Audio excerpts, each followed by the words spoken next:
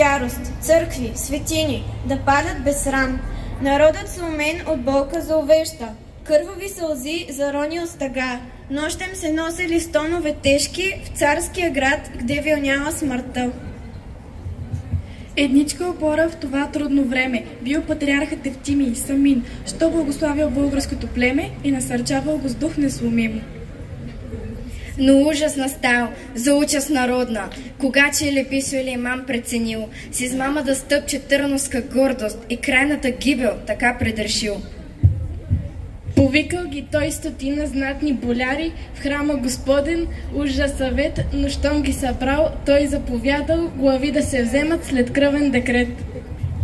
Тъй Божия храм с обляни олтари станал свидетел на тежкия грях, а мракът най-черен с отровни мастари хищно надвиснал на Търновоград.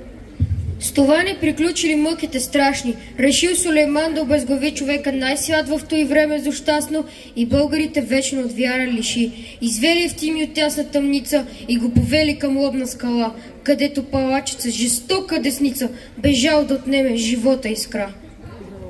И тръгнал мъдрецът с горда осанка към ешавода облян светлина. По пътя прекръстил всеки без сянка на слабост и със свята ръка, а после положил глава под опора с молитва последна към Бога смирен. За българския род да остане опората, дух да пребъде в любов претворен. И станало чудо! Дланта на палача се вкаменила, що вдигнал ръка. Секирата остра замръзнала в здраче и пощадила светеца сама. Настанало смут навред след тълпата, убиецът падна от страх обладан, а търновчани прозрели съдбата и спокойно се простили със стареца там.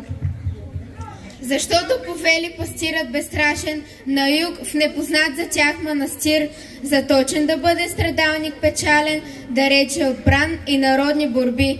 Млади и стари в мъка безмерна, но земо целували с болка и жал. Кому ни оставяш, блюстител уверен на Бога, шепчал им духовният цар. И днес патриарха, светеца прославен, на Търновограда ръце е прострял. Сила и вяра, Господна да дава, закриляйки всяко свободно сърце. Пляскайте!